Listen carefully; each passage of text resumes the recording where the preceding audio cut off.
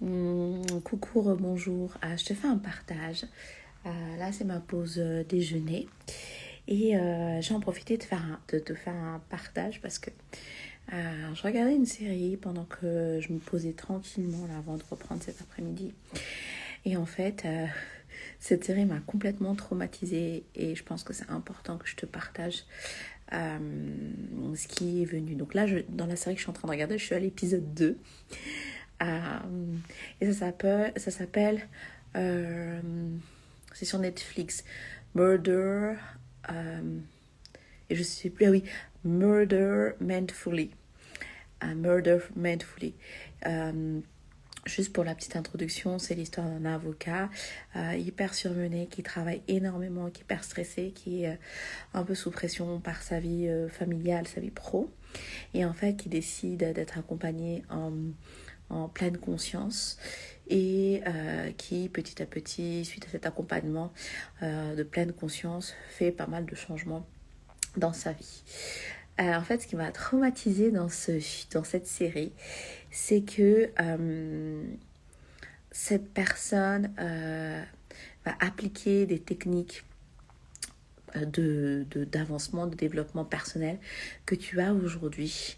Mais ce qui en sort, c'est que en fait, cette personne se met avec ces principes-là à tuer, à faire des meurtres. Et c'est waouh comme série. Pourquoi est-ce que je te fais ce partage ?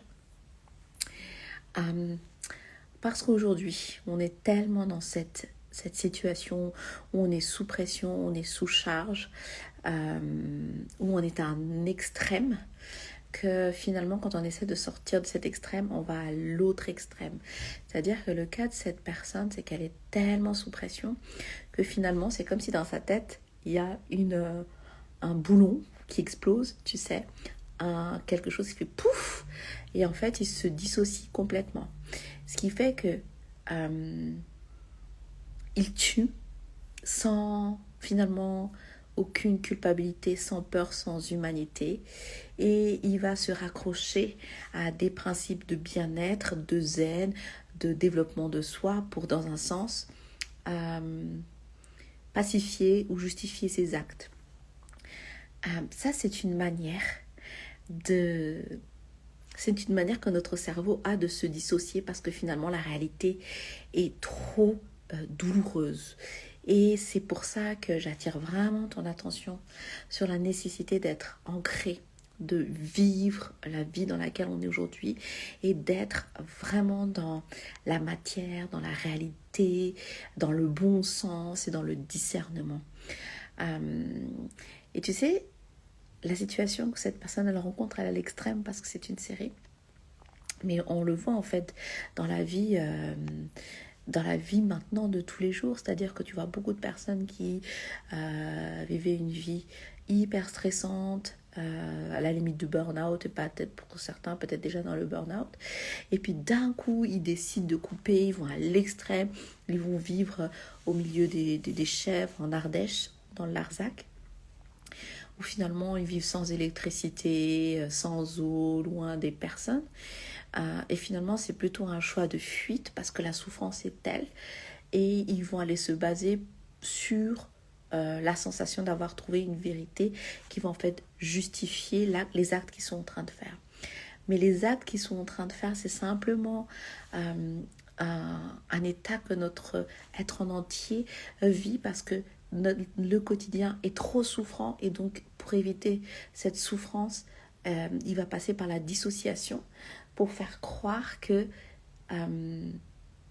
il a trouvé la réponse ou une vérité ou une autre manière de faire. Et en fait, c'est son imaginaire qui va mener la danse parce que dans le corps et dans le quotidien, c'est trop souffrant, tu vois.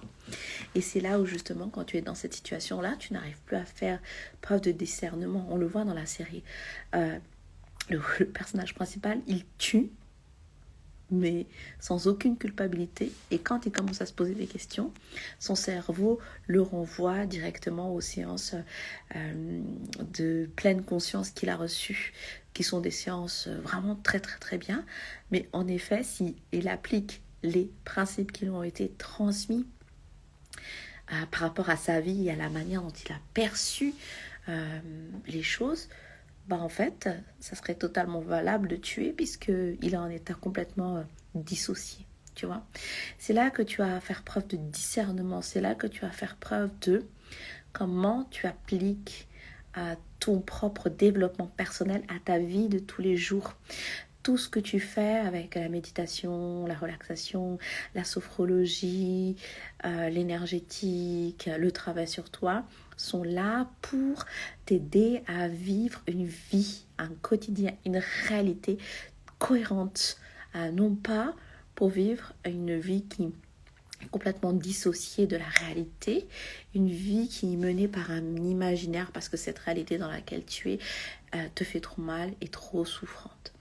Voilà ce que j'avais envie de te partager sur ce point. N'hésite pas à aller regarder la série si cela t'intéresse.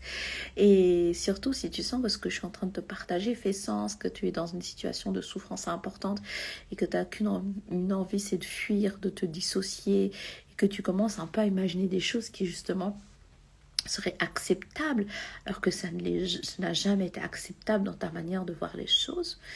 Si tu penses à des points que tu imagines qui justement sont tellement éloignés de l'humanité, sont tellement éloignés de la vie, de la chair, de la matière, il serait peut-être temps de te faire accompagner. Donc n'hésite pas à simplement te faire accompagner par une personne avec qui tu seras à l'aise, avec qui ça fera sens.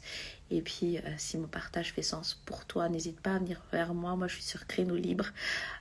Et n'hésite pas à prendre rendez-vous. Je te fais des bisous. Ciao!